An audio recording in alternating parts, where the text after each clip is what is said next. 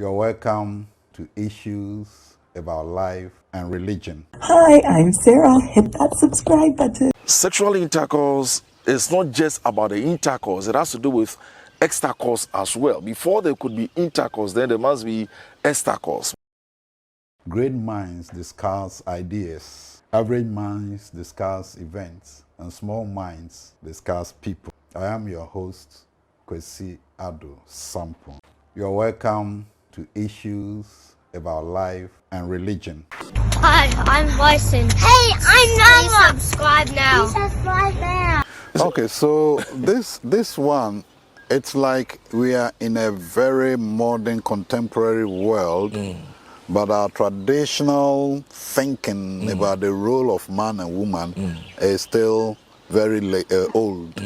This is what brings it, because when the woman goes to work, just as the man goes to work, then and you share the financial burden together, you should also share the household chores together. Yes. And that is what Dr. Aaron is saying. Otherwise, the woman goes to work and he comes back home and she's tired and she has to do everything, the cooking, the washing, the everything, and you sit down, cross your legs and watch TV. And when you go to bedroom and she's tired, you say you don't understand why she's always tired. She's tired because you didn't help her. And so that can also bring this kind of lowering of the sexual drive in the family. Is there any other? Yes, there are a couple of them, especially in the bedroom. The bedroom should be a foretaste of heaven on earth. The bed sheet should be clean. It should not be torn. Bed sheet should not be torn, in order to arouse the interest of both sexes.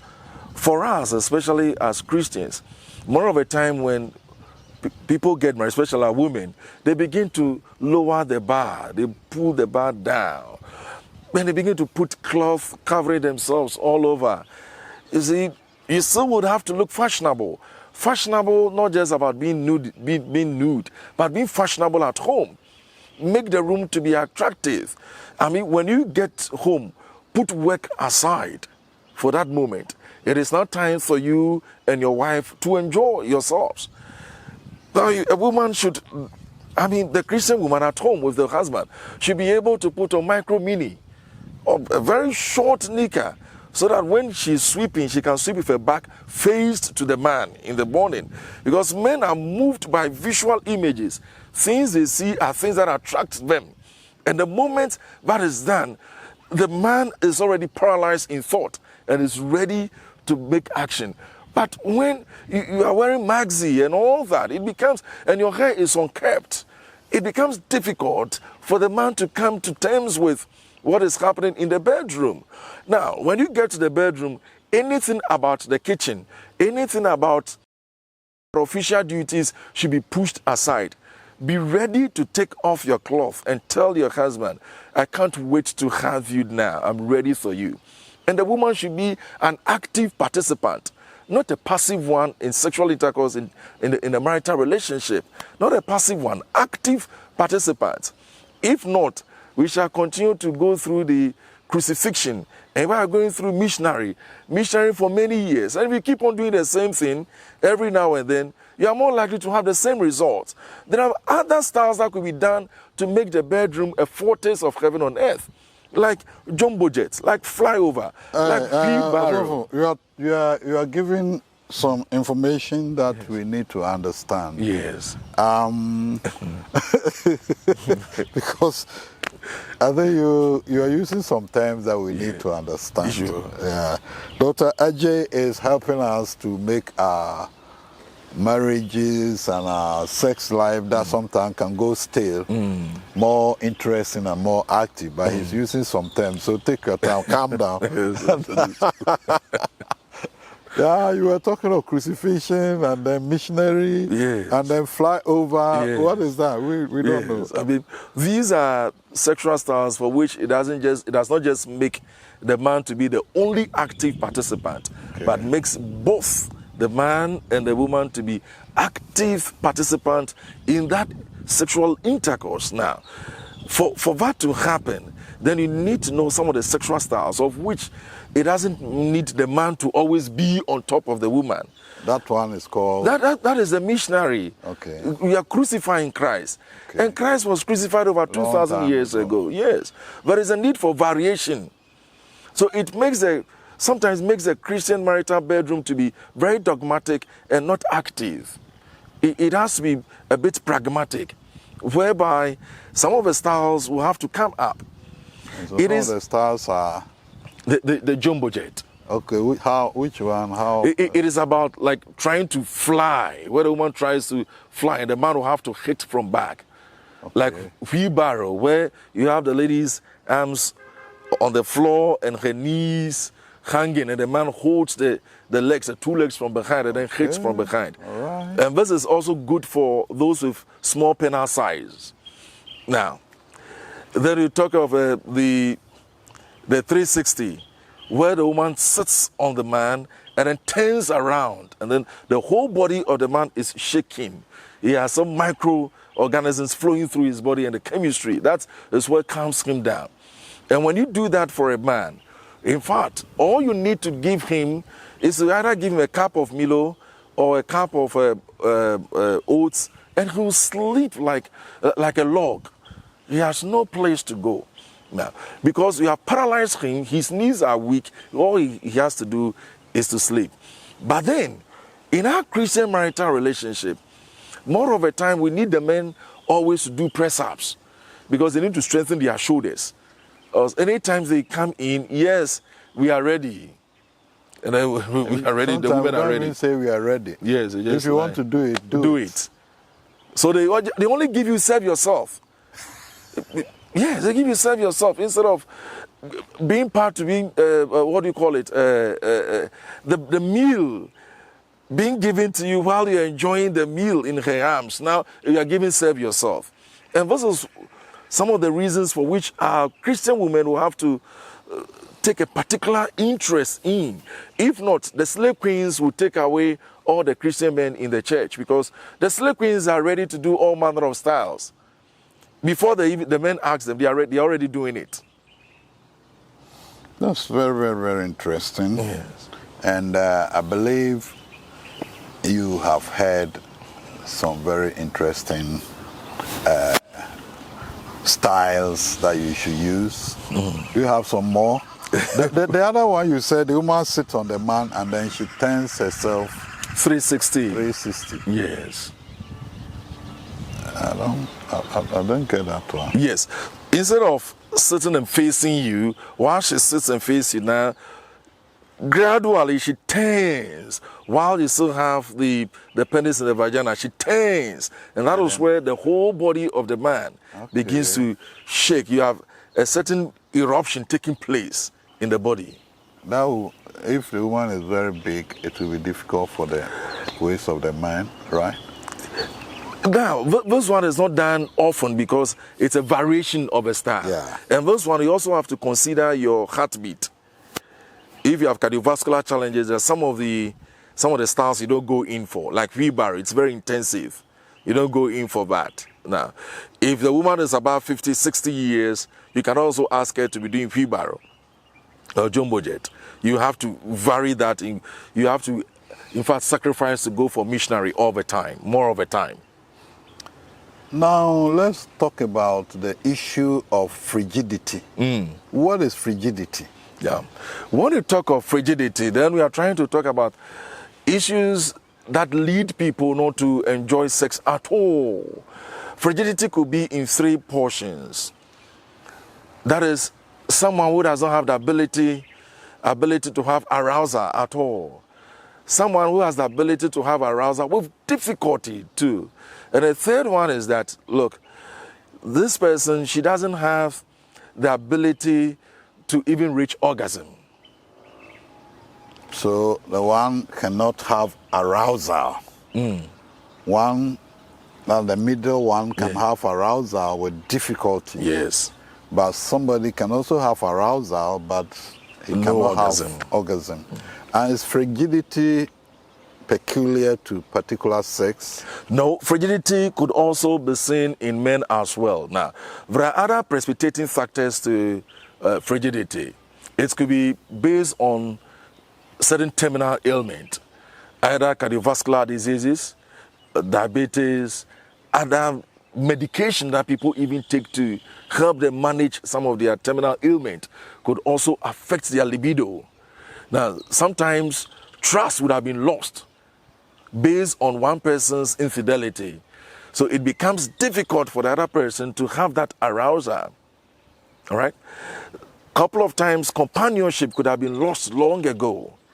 When companionship is lost, it becomes very difficult for the other person to come to the level of having even arousal, even to talk of reaching orgasm. And these are things we may have to look at, especially with the issues of those taking certain medications to remedy or to help them manage certain terminal diseases. And what about childhood trauma? For example, somebody who's been raped, can that increase or cause frigidity in their later life when they become married? It is more likely to do so, because for people that have gone through that trauma, and the issue about some of these things in terms of rape or someone has been sexually abused from the childhood.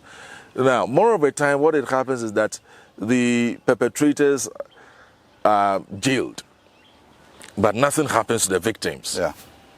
No intervention for the victims, not at all. Either male or female, nothing happens to them. More of the time, the females, nothing happens to them. So far as the people have been jailed, that's okay.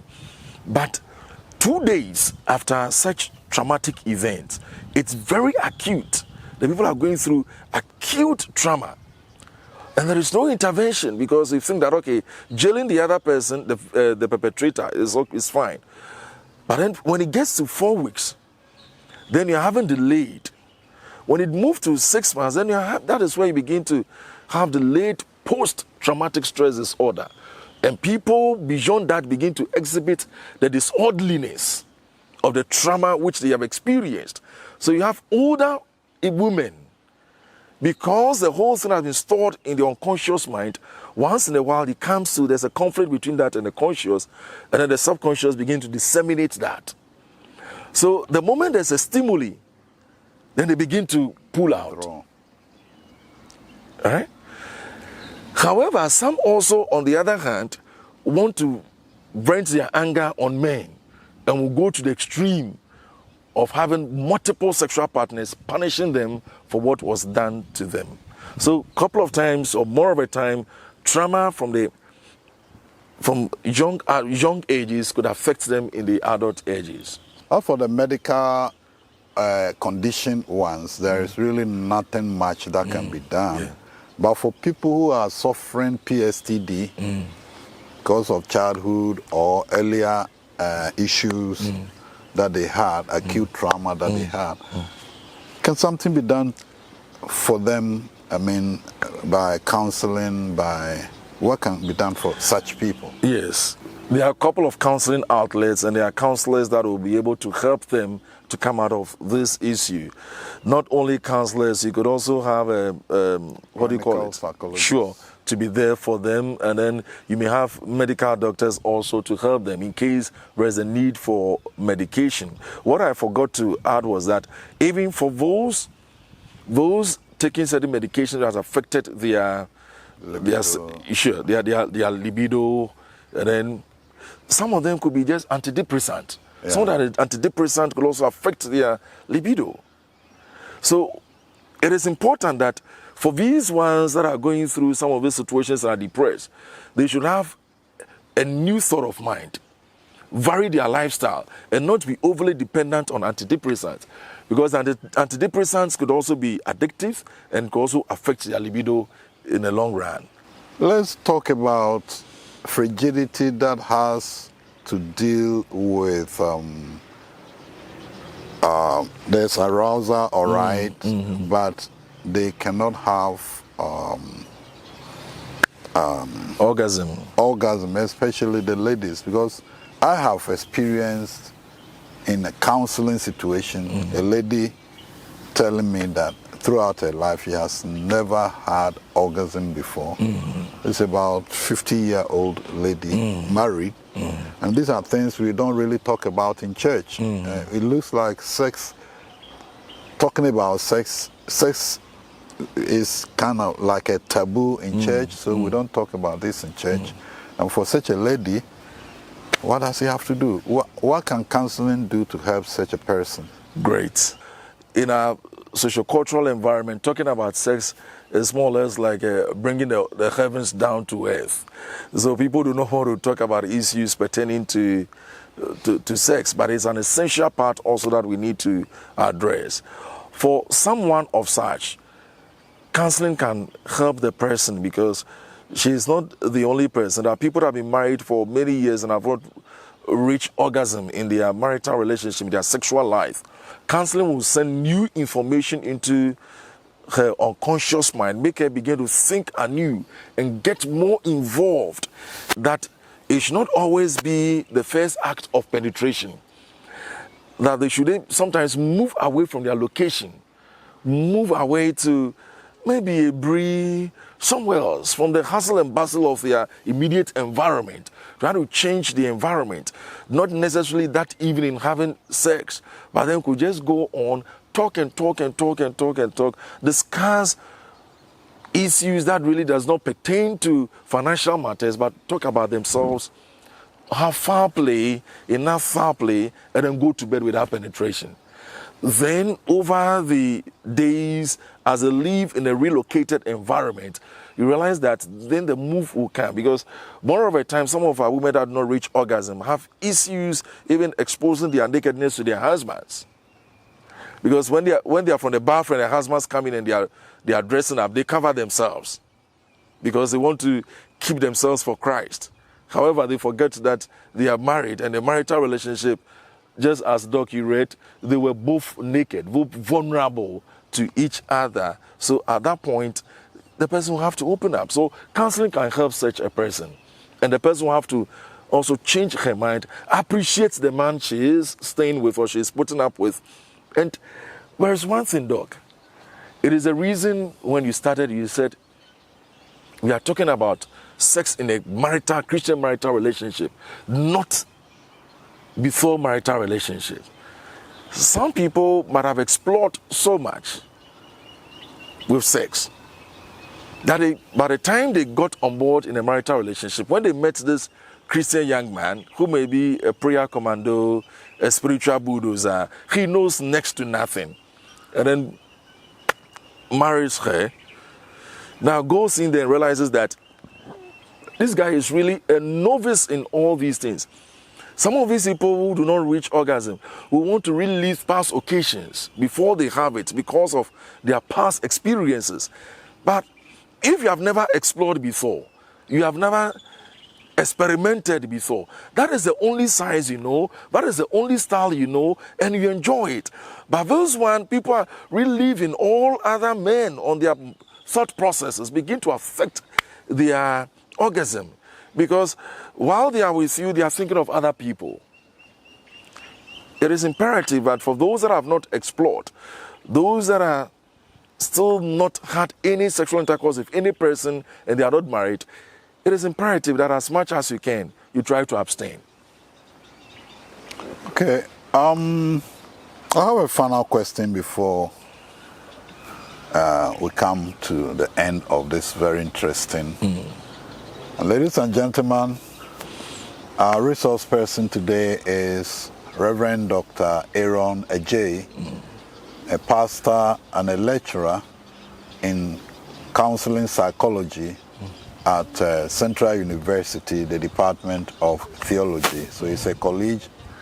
I teach there. He also teaches there. How does pornography disturb wholesome marital sex? Or does it enhance, or does it disturb marital sex? Great. Two ways, Doc. Porn, what you should know is that it's a movie. And a movie is always edited. So, what you see in movies are not really reality. Sure. They are just fictional issues that come out. I mean, how many men can have continuous sexual intercourse for 30 minutes, 40 minutes? And if you're even using aphrodisiacs, what you should know is that the energy that we are supposed to expend in 3 days, if you are doing that in a day, it means that you are cutting your life short gradually. Because you are supposed to expend a particular energy in a day, in 2 days, in 3 days, in 4 days. And if you're expending 4 days energy in 1 day, then you're at risk yourself. You're risking yourself. Now, porn, like I said earlier, it's a movie that has been edited and been shown to people. Some have become addictive to porn, but even today, if they don't, they turn on their phones and it's all porn they are watching.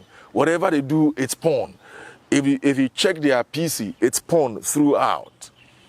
So in a marital relationship, they are not even enjoying the actual vagina. They are enjoying what they are seeing on TV, and it's stuck in their minds. Now, there is another side of a coin, and that is sometimes people are introduced to porn on clinical basis for a short period. Before you go there, I want us to explore the non-clinical one further before we go to the clinical base. Great. So the point you're making is that what we see in pornographical videos are films edited and not the reality. No.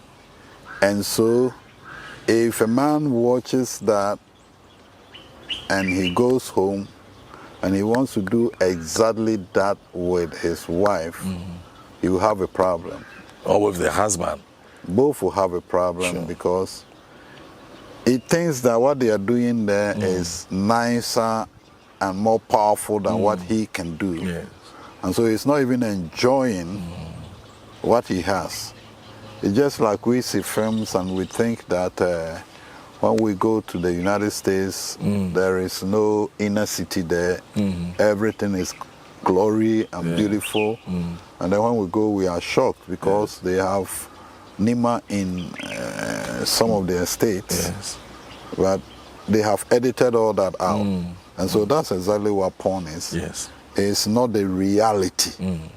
And so if you want to do exactly what they are doing, and these are professionals, filmmakers who have caught some people who are endowed, and then they train them to be able to do that for money. If you know, you get to know the amount of money that the pornographic industry is making, you will be shocked. And so it is not the reality. It is just films. Now let's listen to Dr. Ajay about the use of porn in clinical. Before that, Doc, porn is also addictive. It's addictive. It's addictive, and that is what we should know. And it could be either sexes, either the male or the female in a marital relationship that may be enjoying it. And sometimes when people do it for long, then they get orgasm. So getting to the bedroom, they don't have the zeal to do the reality in there. Now, it could also, like I said, that could be used for clinical reasons, especially when both parties are having issues in the bedroom. But it is used measurably, where people view it for a short while, based on clinical supervision. Based on clinical supervision to bring some excitement into their marital relationship. Yes. All right. This is KS Media, and we've been discussing sex in marriage, and we've had very interesting content here. And I want you to share all that you can do for me. I'm not asking you for money. Just share and just subscribe for me, because we want to take the gospel to the ends of the world with all the means available to us, and this is the means that we want to do. And so make sure you don't only watch, make a comment, ask a question, share, and also make sure that you subscribe to KS channel, and we will be happy to respond to you anytime. Dr. Aaron Ajay, lecturer, Central University, Department of Theology. I'm so very grateful. You're welcome, for sharing your mind, your expertise to my audience. Audience, we'll meet again next week. God bless you. Make sure you share, make sure you subscribe, make sure you hit the notification button. We come your way again. God bless you. Bye-bye. Bye. Hi, I'm Sarah. Hit that subscribe button. Hi, I'm Bison. Hey, I'm Noah. Please subscribe now. Please subscribe now.